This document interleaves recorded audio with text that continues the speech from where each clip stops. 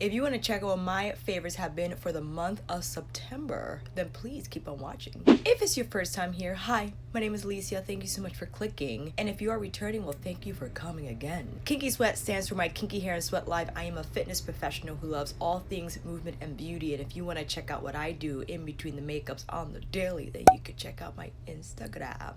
I am terribly sorry for appearing MIA as I've been traveling and it's been hard to keep up with comments and responses, so I'll be sure to get to those as soon as I can. And I apologize for not uploading as much, so hopefully I could get this video up by tonight or even tomorrow morning. That is definitely a priority of mine, and hopefully I could get back on track with at least doing 2 uploads a week, so stay tuned for that. How has everyone been?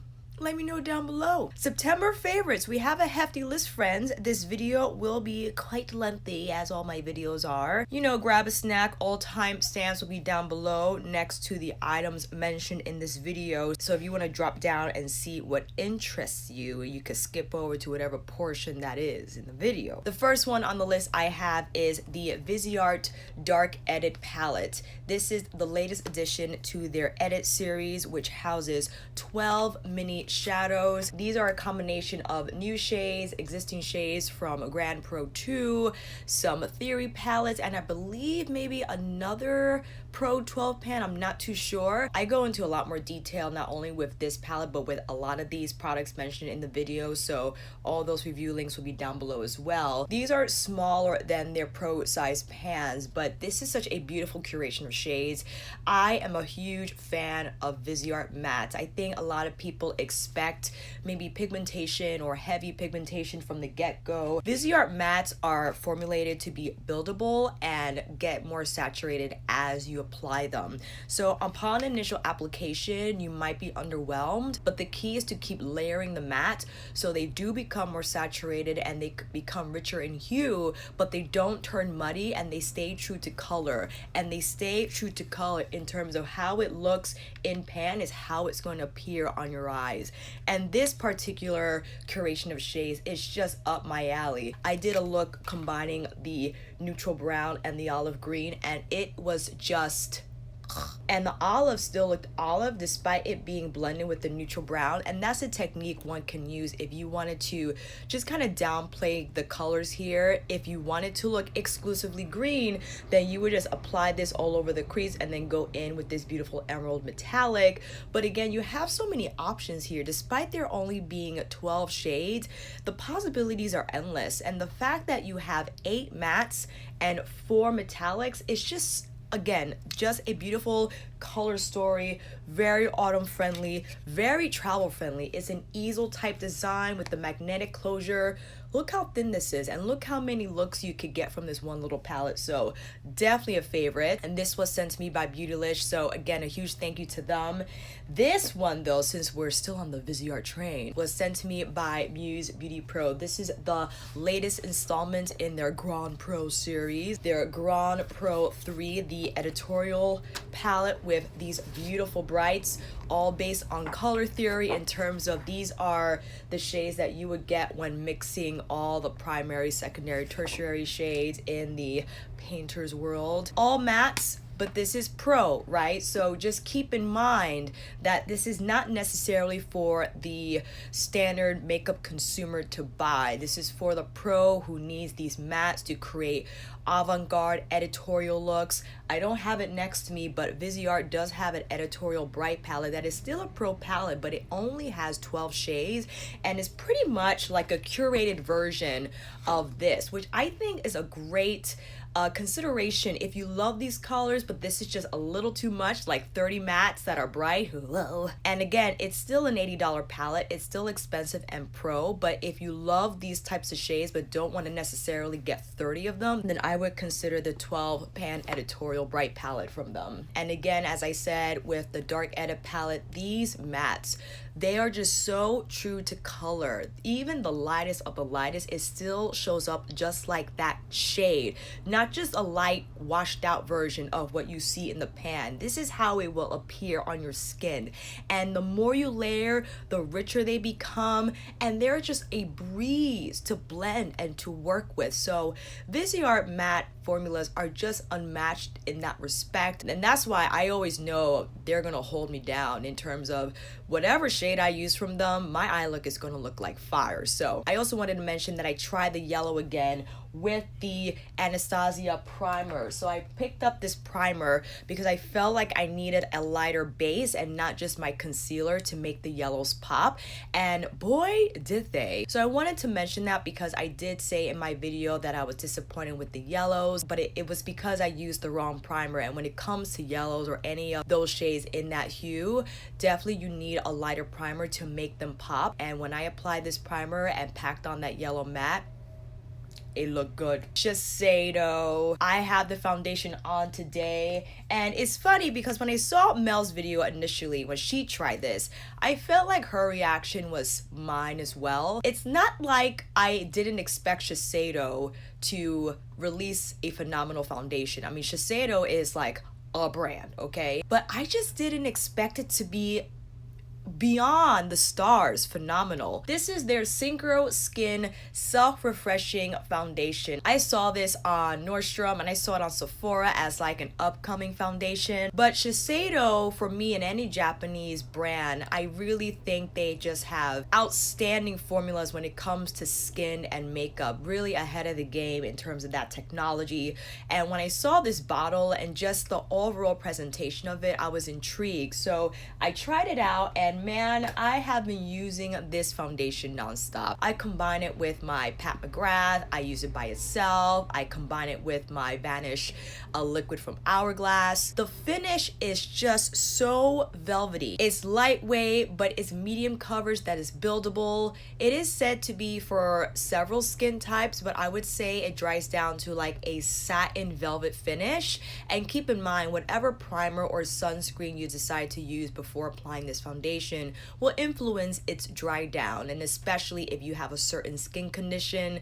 If you are on the drier side of the spectrum, then I would definitely go in with something more hydrating in terms of the primer and sunscreen to influence the foundation to dry down in a beautiful plush way and not dry matte. It's definitely not matte on me, and I applied it on top of my Ultrasun, which I will talk further about in another video because I really like this. I got it in Finland. This has a richer consistency than my Beat Shield, so it definitely influences the Shiseido to dry down a little more satin than soft matte. But I love the combination. My skin was looking buttery, and the shade match is really what blew me away. I had 360 Citrine, and boy oh boy, this foundation range I feel really nails the neutral undertone of things, because sometimes neutral undertones, despite their best intentions for whatever brand, makes me look gray, and if I go too golden, then I look too orange and yellow. So this shade from Shiseido, I think, is one of the best matching foundations I have ever tried. And that's saying a lot because I have a lot of foundations, and as you know, even though one foundation shade is not completely your color, you still finagle it with concealer and powders or what have you, or you combine multiple foundations. I could just use this alone and be good. Like, it matches my neck. It matches my neck. Furthermore, their concealers, I also picked up their little concealer, which, if I would just to mention a critique, I wish this sucker was bigger because I absolutely love this concealer. Alongside that, we have the gel stick version, which I use as a contour today. So the liquid concealer is in 301 medium, and the stick gel concealer I have in 401 tan. Many of you had asked me how it compares to the Giorgio Armani Power Fabric. I would say the Power Fabric is a little pinkier in undertone, and I still love the Power Fabric. Absolutely, I use these both interchangeably. I think both of them are just phenomenal formulas. They're lightweight, but They still have really great coverage. I would say the Power fabric has a little more coverage for me, and that's why sometimes I just combine them both, because I love the true golden undertone that the Shiseido concealer provides, but I also really love the coverage that the Power fabric gives, especially when I need to cover just the innermost part of the under eye area where it's most discolored and gray. So both of these are champions in my book, and I just been using these two like non-stop. And the gel concealer, I usually don't use creams to bronze before I go in with my powder bronzer, but I have been as late because it just ensures that my powder bronzer stays on all day.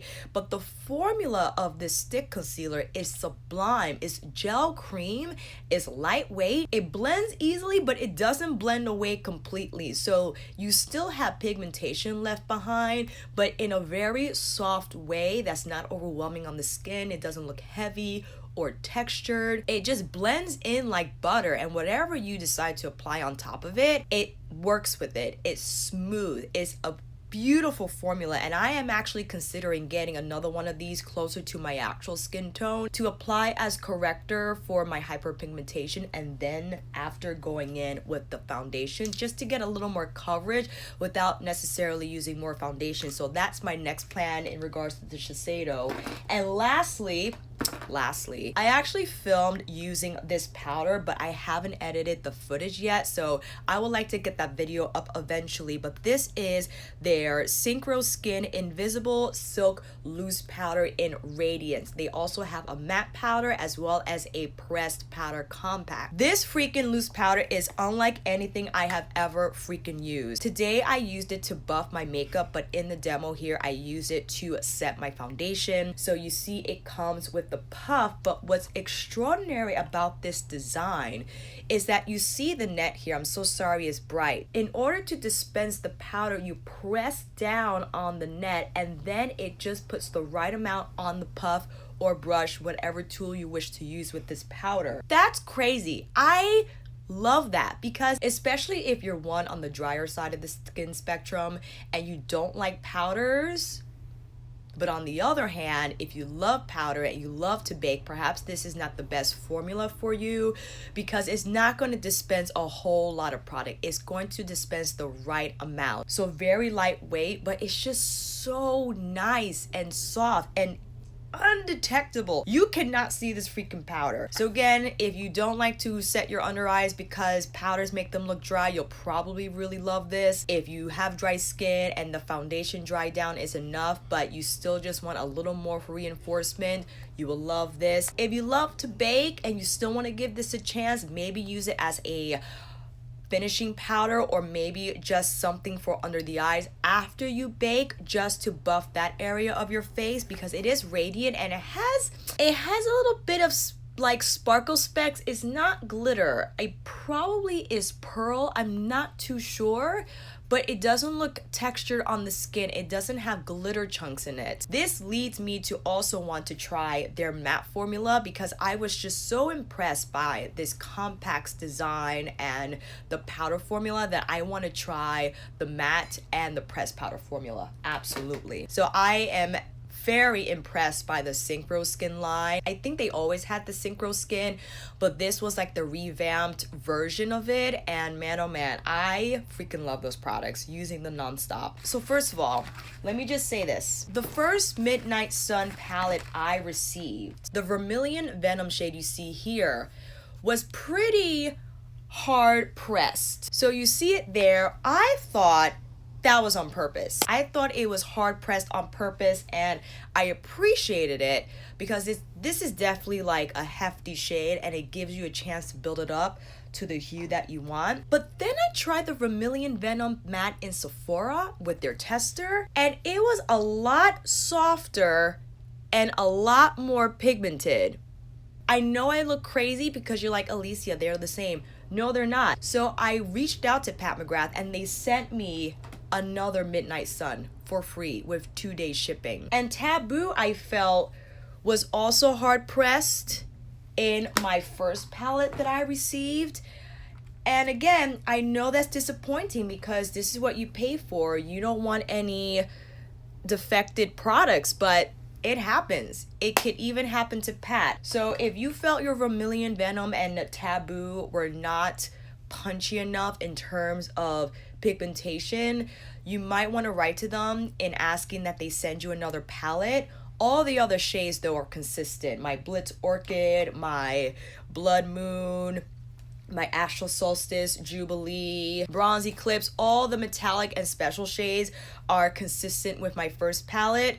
But that Vermilion Venom shade, I was like surprised because Pat's mattes are usually very punchy, and you'll see in my demo here that I actually should have set my concealer first. And Colleen, if you're watching, I would recommend that you set your concealer if you're going in with a pat matte but not with a special shade, because the special shades would benefit from a stickier base so they could adhere better. So isn't that crazy? Because I was looking at everyone else's Vermilion Venom on their channels and reviews, and I was like, mine doesn't apply like that. And one of you mentioned that the Vermilion swatch in my first review video was like kind of weak, and I think because it was really hard pressed. But I have to say, if you like building up your mattes and you've been often intimidated by Pat's mattes in saying that they pack a punch initially and they're tougher to blend, maybe you like your harder pressed Vermilion Venom and harder pressed Taboo. I'm not entirely sure. I just wanted to give a shout out to their customer service because I know they really screwed up with the foundation launch,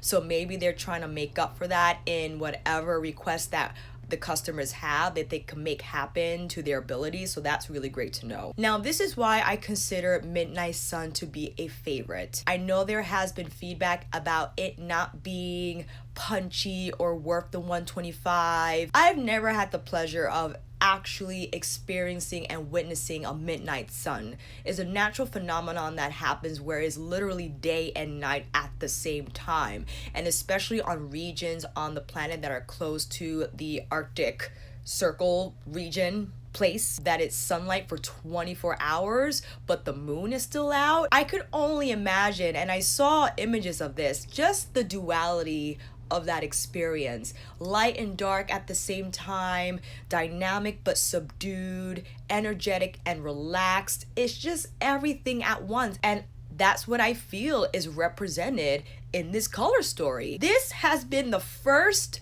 10-pan mothership Pat design that is daily friendly and just more user friendly across the board. People were often comparing this to Bronze Seduction. Bronze Seduction is its own thing. I'm a ride or die Fire Opal fan. That dual chrome astral shade is beyond the moon amazing, but it's a lot. I've used Midnight Sun more times in like a week. Get ready for these light changes, friends. It's gonna be real aggressive. I've used Midnight Sun more in 1 week that I use Bronze Seduction in a whole year, because Bronze Seduction is punchy, it's fiery, it's in your face, it's bold. Sometimes I don't want to put on Fire Opal 5:30 in the morning, friends. That's when my days have been starting, okay? But I could apply Midnight Sun. And this is the thing, some of these finishes are appreciated under a dim light or like a golden hour type of light situation where you can see the twinkle and the sparkle. There's like this gold fleck undertone in Wicked Envy that is just like, and the olive hue is just perfectly smoky. You could use these two together and be done. Blitz Orchid, forget about it. That shade, if for my skin tone, I can't speak for all skin tones, but it's beautiful periwinkle light lavender I have ever used or even have in my collection. This is what I wanted that shade in Norvina palette. The Norvina, the first one to do, like that periwinkle blue.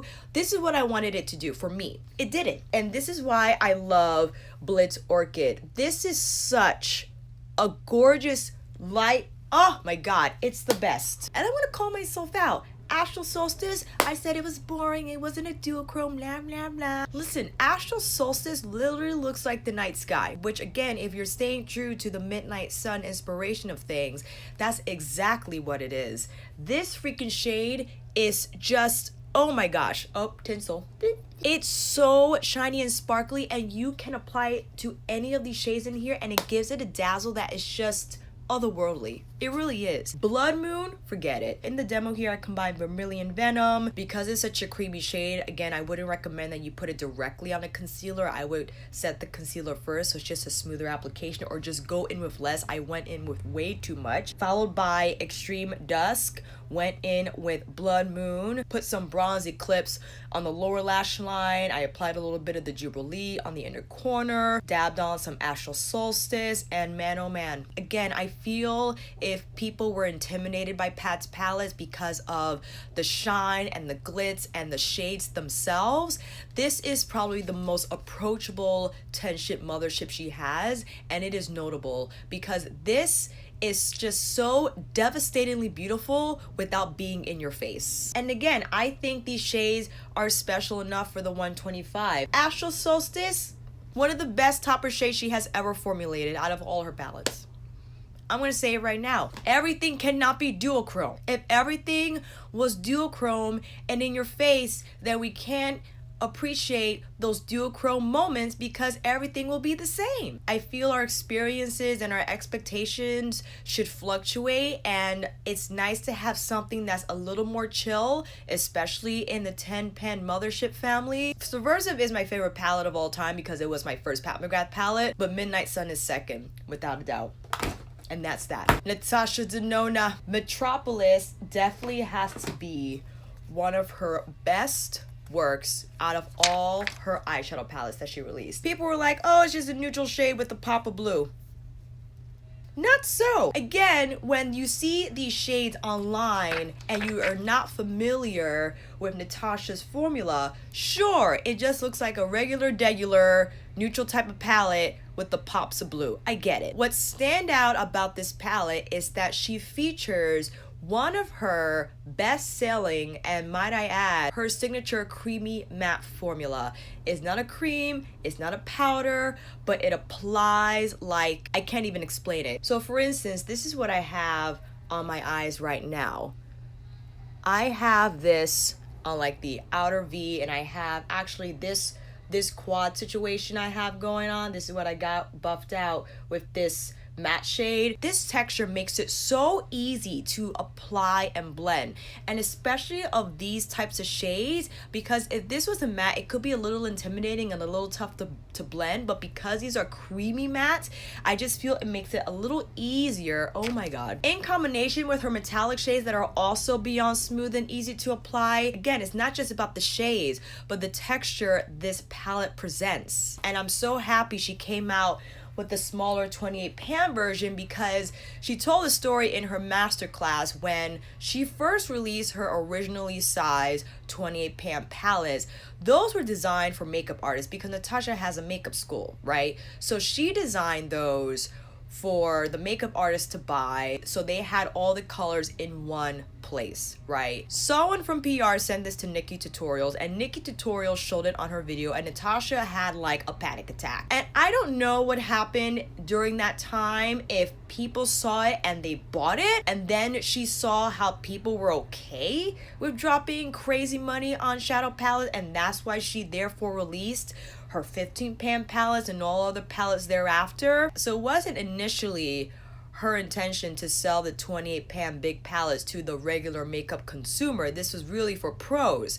And I think still her 15 pan palettes are for pros, but with the makeup marketing nowadays, it's marketed to everybody, not just pros. And yes, for those who have the money and who are crazy makeup enthusiasts like myself, we buy them. But it did normalize this new wave of high-priced eyeshadow palettes that was not normal years ago. To spend $129 on just 15 shades, that really is more appropriate for a pro that needs all those shades for all their clients. But people were just collecting these crazy eyeshadow palettes, but I think they were paying it because of the quality. I mean, this is sometimes what you pay for luxury items. Not all luxury makeup performs well. I'm not speaking for all luxury makeup, but in terms of Natasha and Pat, Natasha's formula is very easy to use. And I would even say this about Charlotte Tilbury. They're very easy to use, and that's kind of what you pay for. You pay for ease of use, and assurance that no matter what brush or whatever technique you're going to use, that these shadows are going to perform well no matter the circumstances. And that's what I feel Natasha Denona delivers with her formula. It is very easy to apply, very easy to blend. You could use it with whatever brush you have, and especially with the newly released Metropolis palette, I'm so happy she downsized it, that even though it's still 28 shades, that it's an overall smaller palette. I feel it's more approachable. It's still $129, so it's not that it's cheaper. It's still very expensive for one palette, let's not forget that. But for those who were deciding which palette to get from Natasha Denona, I think you should consider this, because you can't go wrong with any of these shades. You have it all here. Rustic, colorful, bold. It's just phenomenal. So I was very, very happy with Metropolis. I have it on my eyes today, a breeze to do, and just so much fun to use because of the inspiration with being from Art Deco and old school New York. Like, between the inspiration and the curation of shades and the textures and the colors, phenomenal. And also from Natasha Denona that I consider favorites is her I Need a New lipsticks. I have Noah on today. The consistency of these freaking lipsticks, smooth, buttery, pigmented. It's a satin finish, but it's so gorgeous. I was not ready. I have swatches over on my I Need a Nude video, but listen, I had to quickly include these because I've been wearing these non-stop. These are such beautiful shades, and the way she categorized them with 4 different undertones, beautiful buttery consistency. Every time I apply these lipsticks, it's like, oh, especially when my lips are dry and they need a little help. Oh my god, these lipsticks do it. It's like, oh, and they have such a light, like, it's like a vanilla icing scent, which typically I'm not crazy about across the board for any product, but I could handle this. Like, it's okay, it's worth it. So creamy and just smooth and easy to apply. It's hard for me to find a nude that I like because I don't want to have concealer lips, but I don't want it to look too dark either. This has been, in addition to Sami, the most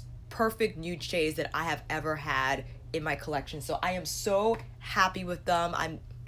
And funny story, I eventually found my Hepburn Honey, but I lost hope and bought another one. But then I found it in my jacket pocket. So now I have 2 Hepburn Honeys, but quickly, this is Noah and this is Hepburn Honey.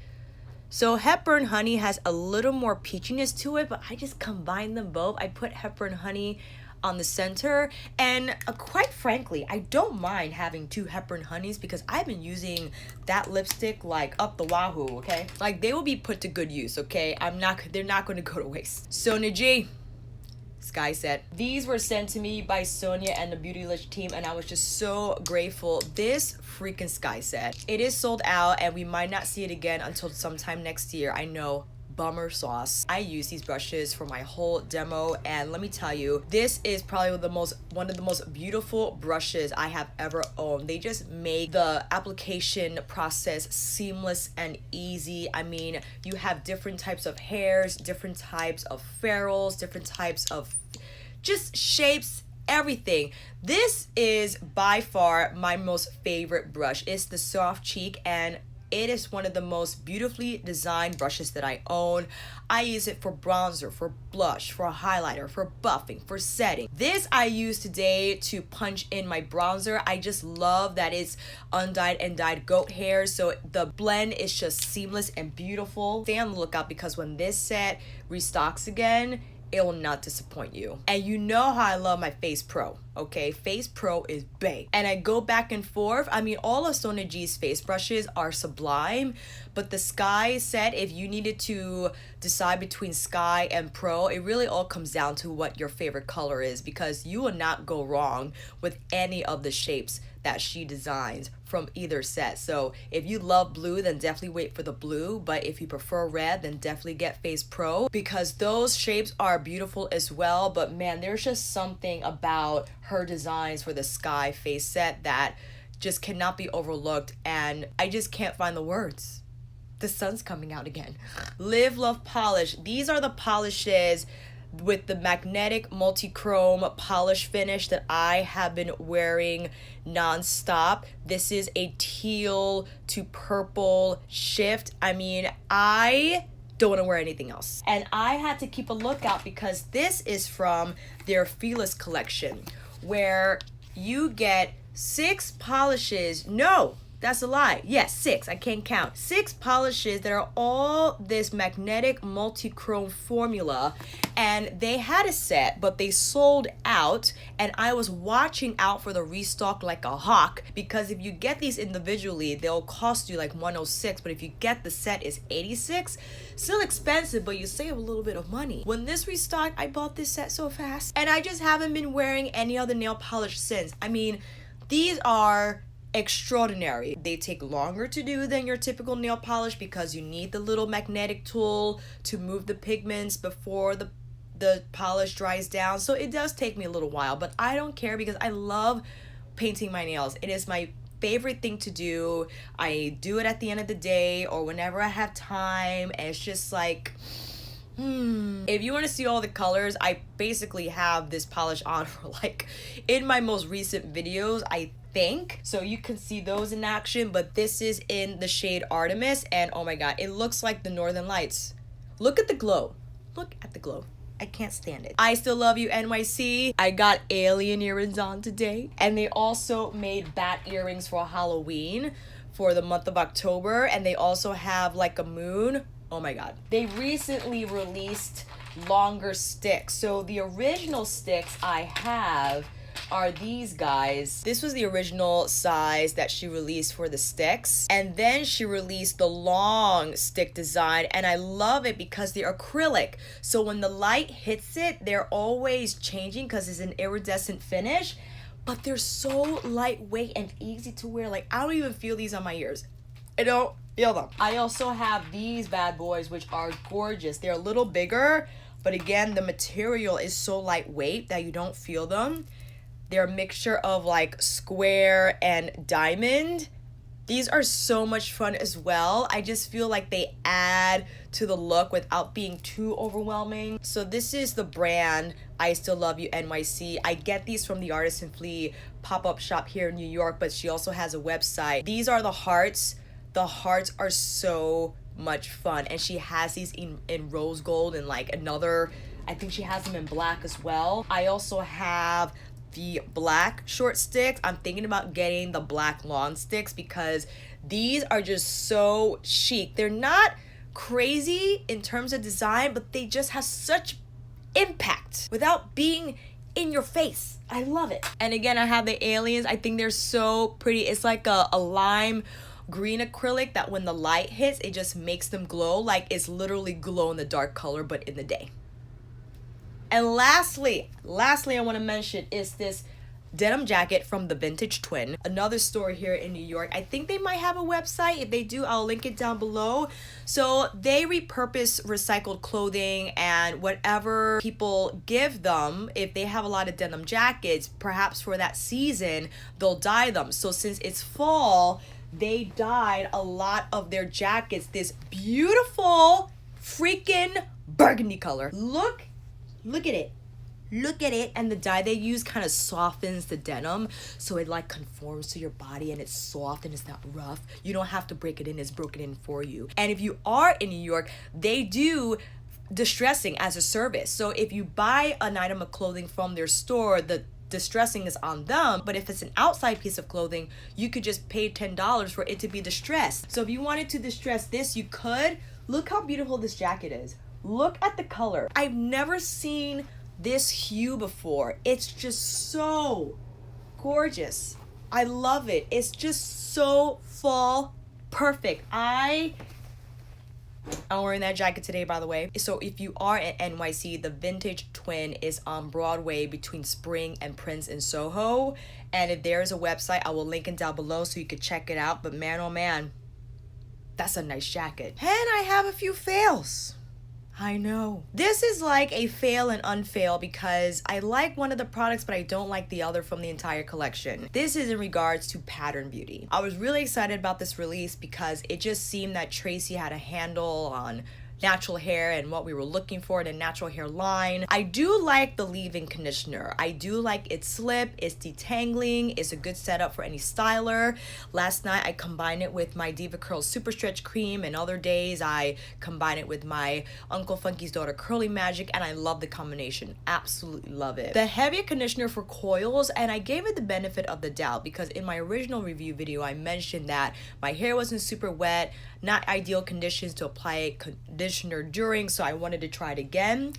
Even so, I feel it's not very detangling and doesn't have a lot of slip. The only reason why this felt good yet last night when I did my hair again is because I used my Diva Curl No Poo Decadence to detangle my hair, and then this was fine, but I would never rely on this to detangle because I feel like it should have more slip, especially since it's a natural hair line. And with my type of texture and with others that are tighter than me, like, we need that slip and detangling. Even though it's very creamy and heavy, like, I feel you can still have a creamy and heavy conditioner but it still be better at detangling and have better slip. So unfortunately, I'm not buying this again. I mean, I'm gonna use it because I have it and I bought it, but this definitely won't be a repurchase for me. I definitely would repurchase the leave-in. I think this is a great leave-in, not by itself. It's definitely not rich enough for textures that need a little more oomph, and especially if they're just relying on this to apply after they rinsed out their conditioner. So I would definitely combine this with your favorite styler, whether it's another butter or a creamy styler,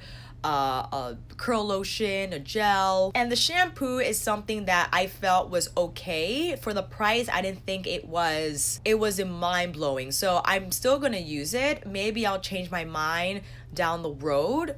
I don't really know, but the conditioner was a disappointment. I was definitely expecting more detangling and slip from that. And I'm sorry if I misled you in my first review. If you bought this thinking that it was gonna work, hopefully you bought it from Ulta that you could return it, but I definitely like the leave-in better than the actual conditioner. Another fail I have is unfortunately the Ghost Ambient palette from Hourglass. As much as I love Hourglass, because someone yelled at me for reviewing the Marc Jacobs Tantalized bronzer, saying how dare I review a bronzer that doesn't match richer skin tones and I should use my platform to help change these brands. Like, listen, I get that I'm not the deepest brown of complexions. I get it. There are some people who are still my complexion and would still like to see how powders work or shades work if they're in and around my skin tone. This, however, was disappointing because as a joke, it's called Ghost, and it's like, yeah, it's called Ghost because you can't see it on anyone's skin. I only say that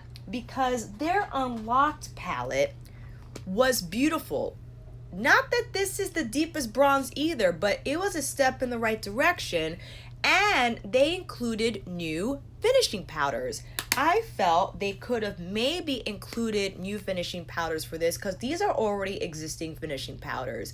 And despite how much I love these blushes, the blushes are beautiful, absolutely, and they last all day. The Quad, I wore these shades from the Quad. It did not budge. It did not budge. I combined these two and they were gorgeous. It's such a beautiful flush on the cheeks, and again, it lasts all day. But unfortunately, this bronze shade from the Ghost Holiday is not very deep. It's not even very deep on me. I actually have to apply my Shiseido concealer first and then maybe put this on top for it to actually show.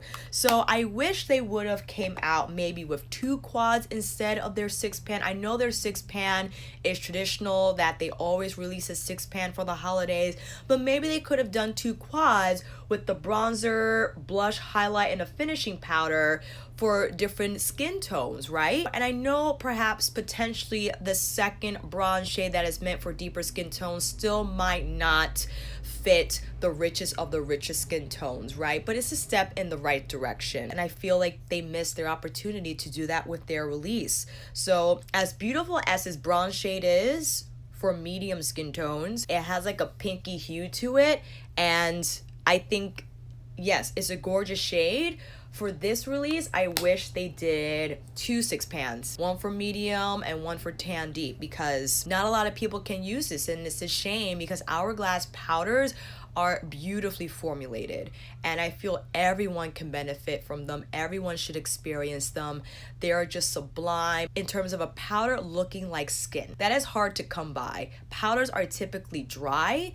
For this to look like skin, and no matter how much you apply, it still appears that way and it doesn't look heavy or cakey on the skin, is phenomenal. Unfortunately, this wasn't their best curation, and hopefully in the near future they could release another palette like their Ambient Unlock, which is by far my most favorite Hourglass 6-pan release. I don't have all of them, but I can honestly say this one's the best for me and for many others, and perhaps down the line they could release more quads that are more inclusive with the shades, that maybe they can do 2 sets instead of just 1. So those are my favorites and fails, friends. Let me know what yours have been for the month of September and what you have your eye on for the month of October. And until then, that is a wrap. Thank you all so much for watching. I hope this video helped, and I hope the light change didn't annoy you too bad. If you like this video, please give it a thumbs up and subscribe to my channel. And until then, I'll see you on here again with another review, tutorial, get ready with me, or favorites list. Take care, and I'll see you again soon.